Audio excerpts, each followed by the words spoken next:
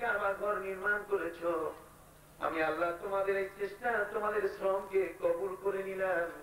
কিয়ামত পর্যন্ত এই ঘরখানার পুনর্নির্মাণের ব্যাপারে যেন কেউ দাবি করতে না পারে। আমি তুমি এবং তোমার ছেলে দুজনের নামে কাবা ঘরের নির্মাণের বিষয়টি রেজিস্ট্রি করে দিলাম। وَإِذْ يَرْفَعُ إِبْرَاهِيمُ الْقَوَاعِدَ مِنَ الْبَيْتِ وَإِسْمَاعِيلُ رَبَّنَا تَقَبَّلْ مِنَّا إِنَّكَ أَنْتَ السَّمِيعُ الْعَلِيمُ। ভালো কাজ করার পরে, কাবা ঘর নির্মিত হওয়ার পরে বাবার ছেলে দুজনেই নবী ছিলেন, আল্লাহর কাছে হ্যান্ড ওভার করতে যাচ্ছেন। এই কাজটি যা আমরা করলাম, যদি আল্লাহ কবুল না করেন, তাহলে এই কাজের পেছনের চেষ্টা, শ্রম, এটা ব্যর্থ হবে কিনা বলেন?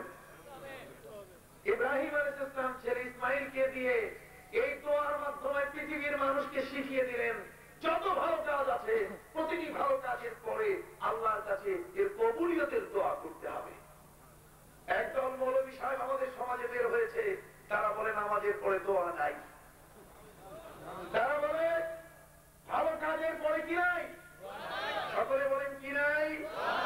নামাজের পরে দোয়া নাই, ইফতারের পরে দোয়া নাই, আযানের পরে দোয়া নাই।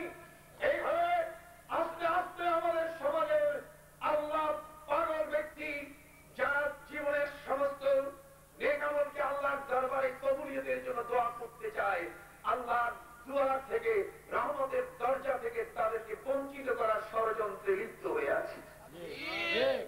আমিন। রাসূল করিম সাল্লাল্লাহু আলাইহি ওয়াসাল্লাম ইরশাদ করেছেন, মান ফুতিহা লাহু বাবুদ দুআ ফুতিহাত লাহু আবওয়াবুর রাহমা।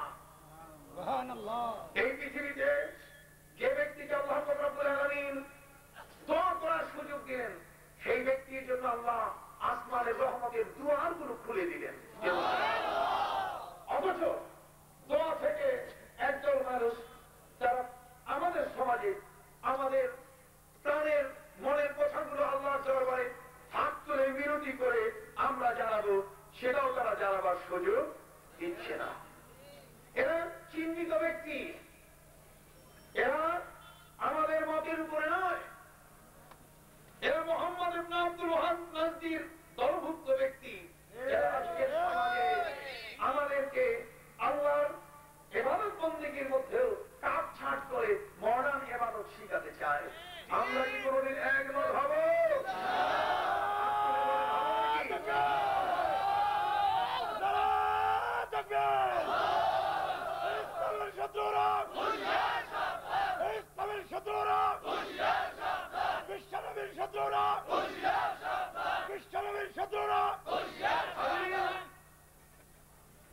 আজকের সমাজের ফিতনা, তাদের দ্বারা শতকরা 80% সৃষ্টি হয়েছে।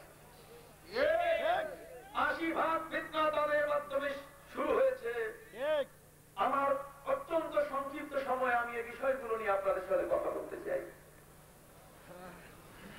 আপনারা জানেন, পবিত্র কোরআনের মধ্যে এই বিশ্বজগতের সবচেয়ে বড় নেয়ামত আমার রাসূলকে ঘোষণা করা হয়েছে।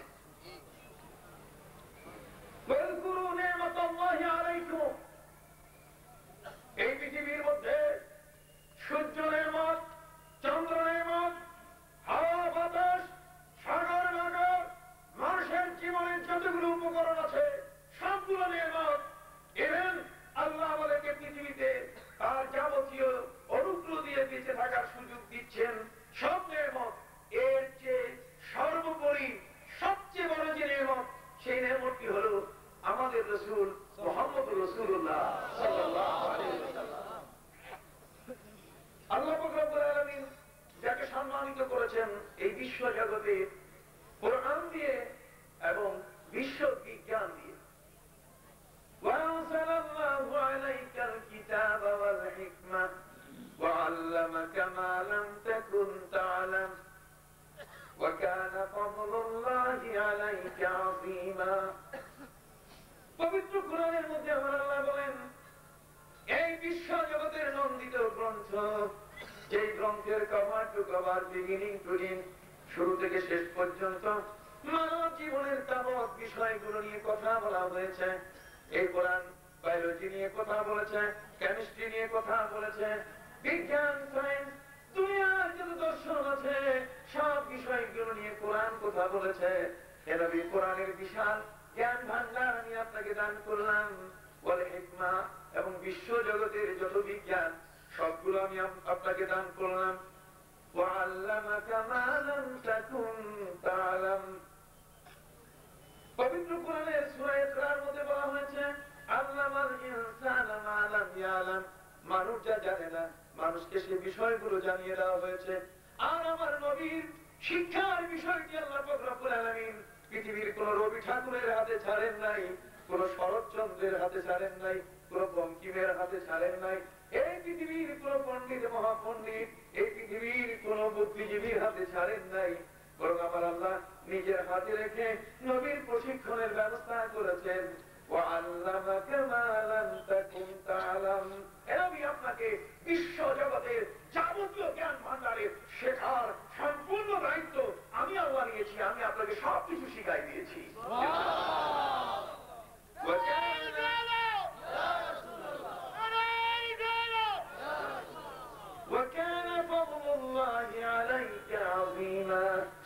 এই পৃথিবীর মধ্যে আপনার বরকত, আপনার ফজিলত, আপনার সম্মান, আপনার মর্যাদা সমুন্নত এত বড় মহান মর্যাদার অধিকারী পৃথিবীতে আর কেউ হতে পারে না। সেই রাসূল সাল্লাল্লাহু আলাইহি ওয়াসাল্লামের এত মর্যাদা, সেখানে আল্লাহ নিজেই ওই নবীর সামনে পৃথিবীর কোন নবী এমন মর্যাদা লাভ করতে পারেন নাই, পৃথিবীর কোন নবীর সামনে আল্লাহ এমনটা বলেন নাই যা আমাদের নবী মুহাম্মদুর রাসূলুল্লাহ সাল্লাল্লাহু আলাইহি ওয়াসাল্লামের শান এবং মান বৃদ্ধির ক্ষেত্রে আল্লাহ বলেছেন ইন্নাল্লাহা ওয়া মালাইকাতাহু ইউসাল্লুনা আলান নবী ইয়া আইয়ুহাল্লাযীনা আমানু সাল্লু আলাইহি ওয়া সাল্লিমু তাসলিমা। খোদ মহান আল্লাহ নিজে নবীর উপরে দরুদ পড়ার দায়িত্ব গ্রহণ করেছেন। নবীর উপরে আল্লাহ এত বড় আশেক, আল্লাহ যে নবীর উপরে দরুদ পড়েন সেই নবী কি ছোট? জোরে বলেন। সেই নবী কি আমার দৃষ্টিতে কখনো ছোট হতে পারে? পবিত্র কোরআনের মধ্যে আমার আল্লাহ বলে দিলেন, পৃথিবীর মুমিনরা শুনে নাও, আন-নাবিয়্যু আওলা বিল মুমিনিনা মিন আনফুসিহিম ওয়া আজওয়াজুহু উম্মাহাতুহুম। এই পৃথিবীর মধ্যে মুমিনের যত সম্পদ আছে, মুমিনের আপন প্রিয় বলতে গেলে যা আছে, ঈমানদার ব্যক্তির জন্য জীবনের সবচেয়ে প্রিয় যে বস্তুটি আছে, সবচেয়ে প্রিয়র উপরে বেশি প্রিয় হলেন আমাদের নবী মুহাম্মদুর রাসূলুল্লাহ সাল্লাল্লাহু আলাইহি ওয়াসাল্লাম। এর কোনো বিকল্প নাই। লা ইউমিনু আহাদুকুম হাত্তা ইয়াকুনা আহাব্বা ইলাইহি মিন ওয়ালিদিহি ওয়া ওয়ালাদিহি ওয়ান নাসি আজমাইন। ছেলে, বাবা, মা আর পৃথিবীর যত মানুষ আছে, পৃথিবীর যত সম্পদ আছে, ভালোবাসার যত প্রতীক আছে, সমস্ত প্রতীকের চেয়ে যতক্ষণ পর্যন্ত আমি রাসূলকে তুমি সর্বাধিক ভালোবাসবে না, ততদিন পর্যন্ত তুমি মুমিনে কামিল হতে পারবে না। তাহলে আমার রাসূলকে জীবন দিয়ে ভালোবাসতে হবে। এই বিষয়টি যেমন আল্লাহ নিজেই দরুদ করে তার মর্যাদা সৃষ্টি করলেন, ফেরেশতা জগৎকে দায়িত্ব দিয়েছেন রাসূলের উপরে অহরহ দরুদ করার, আর পৃথিবীর সমস্ত মুমিনদের উপরে আল্লাহ দায়িত্ব ছেড়ে দিলেন, ইয়া আইয়ুহাল্লাযীনা আমানু সাল্লু আলাইহি ওয়া সাল্লিমু তাসলিমা। তোমরা নবীর উপরে দরুদ পড়ো আর সাথে সাথে তাকে কি দাও? সালাম দাও। জোরে বলেন, তাকে কি দাও? সালাম দাও। তাহলে নবীর জন্য দরুদ যথেষ্ট নয়, বরং সেই নবী পৃথিবীর শান্তির প্রতীক, পৃথিবীর মানুষকে যিনি শান্তি দেওয়ার জন্য রহমত হিসাবে নাযিল হলেন, পৃথিবীর মানুষকে যিনি জান্নাত এবং জাহান্নাম, জান্নাতের পথ যিনি দেখিয়ে দিলেন, জাহান্নামের ভীতি যিনি প্রদর্শন করলেন, সেই নবী পৃথিবীর উম্মতের উপরে সালাম পাওয়ার বিশাল যোগ্যতা রাখেন। এজন্য আমার আল্লাহ আদেশ দিলেন পবিত্র কোরআনে, ইয়া আইয়ুহাল্লাযীনা আমানু সাল্লু আলাইহি ওয়া সাল্লিমু তাসলিমা। নবীর উপরে তোমরা প্রাণ দিয়ে দরুদ পড়ো এবং তাকে কি দাও? সালাম দাও। হাজিরিন সেখানে আল্লাহ নিজেই আসে, বিশ্ব জগৎ সমূহের সমস্ত দায়িত্বপ্রাপ্ত ফেরেশতারা আসে, মুমিনরা আসে।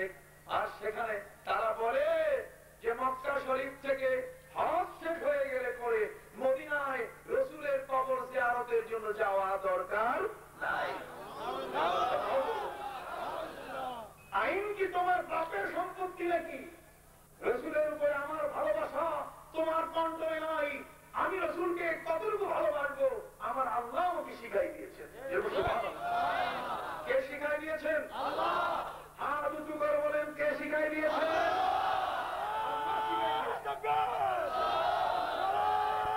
ব্যবস্থা রেখে দিয়েছি। সেই রাসূলের শান এবং মানে গোটা কোরআন